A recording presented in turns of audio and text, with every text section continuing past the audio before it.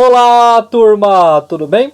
Aqui é o professor Valdir e na aula de hoje falaremos sobre semelhança de triângulos, beleza?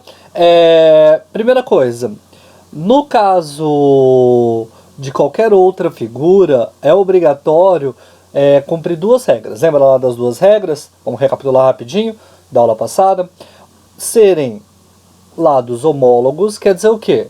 Os lados que são equivalentes nas duas figuras tem que ser proporcional, com a mesma proporção todos os lados, tá? Eles têm que ter a mesma razão todos os lados de aumento ou de diminuição da sua figura. Então todos os lados têm que ser proporcionais à outra figura. Então a gente, em vez de ficar falando lados proporcionais à outra figura, a gente usa a palavra lados homólogos. Então os lados têm que ser homólogos. E todos os ângulos têm que ser, obrigatoriamente por causa disso, congruentes. Beleza? Só que o triângulo constitui um caso especial, tá? Nós não necessitamos que ele cumpra tudo isso. Para um triângulo ser semelhante, basta ele cumprir ou lados homólogos, todos os lados equivalentes, ou ângulos congruentes. Mas por quê, professor? Porque assim, ó, quando a gente tem uma figura triangular, cada lado é equivalente ao tamanho do seu ângulo. O lado maior, ângulo maior. O lado menor, ângulo menor. Beleza?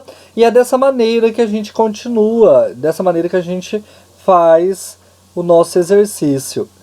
Sempre olhando para o tamanho do lado do nosso triângulo. Beleza? Então vamos continuar. Se essa condição for satisfeita, a outra será automaticamente válida. Tudo bem até aqui? Então, portanto, dois triângulos são semelhantes quando têm ângulos respectivamente congruentes ou lados homólogos, correspondentes proporcionais. Beleza? Os lados que representam o mesmo tamanho nos dois e eles são proporcionais. Por quê? Novamente, ângulo menor, lado menor, ângulo maior, lado maior. Isso é uma característica de qualquer figura geométrica. E como a gente tem que o triângulo é o menor polígono que a gente tem, então ele tem algumas facilidades, tá?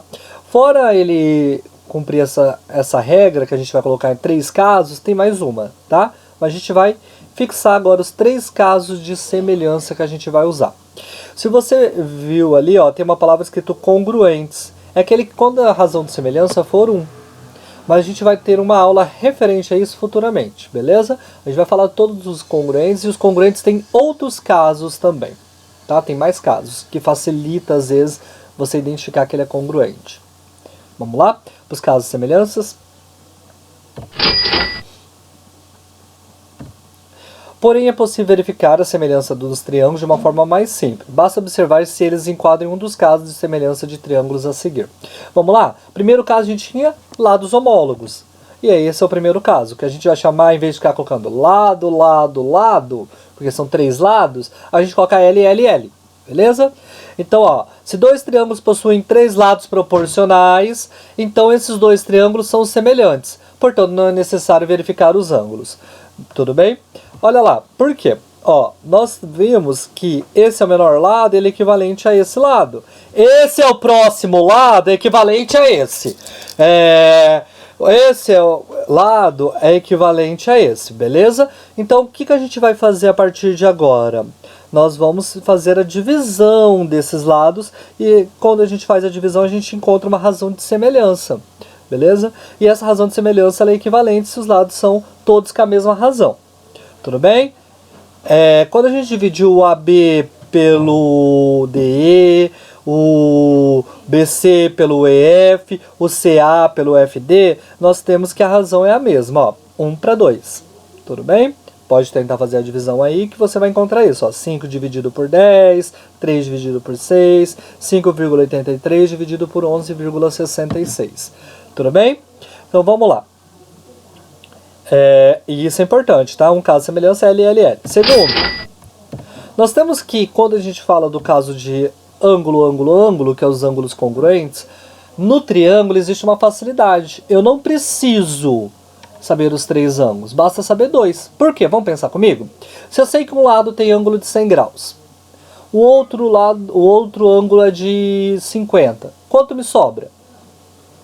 30. Porque a gente sabe que a soma dos ângulos internos de um triângulo é 180. Se eu tenho um com 100 e outro com 50, obrigatoriamente o terceiro vai ser 30. Então não precisa se saber o terceiro ângulo. Basta saber que a soma deu a mesma ali, que os ângulos são iguais os dois. Os dois que a gente tem. Beleza? Então os ângulos têm que ser congruentes. Basta 2. O terceiro a gente tem já de, vamos falar assim, de presente. Se os dois forem iguais, o terceiro obrigatoriamente vai ser. Beleza? É o caso dessa aqui, ó. Se eu somar o 90 mais 30,96, obrigatoriamente o 90 mais 30,96 vai ser igual. O que vai sobrar para esse ângulo vai ser o mesmo. Então, obrigatoriamente, temos outro caso de semelhança, que é o AA. Professor, se eu colocar AAA, vai ter problema para você? Não, nenhum. Então, beleza? Mas, usualmente, o nome de caso de semelhança é o AA.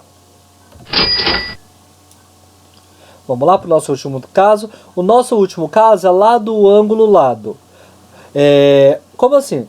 Nós temos que ter dois lados proporcionais, dois lados homólogos, tá? E o ângulo entre esses dois lados tem que ser igual, congruente, medida igual. Tudo bem? Então vamos entender pelo desenho. Ó, nós temos que o 5 dividido por 10 dá meio. O 3 dividido por 6 dá meio, não é?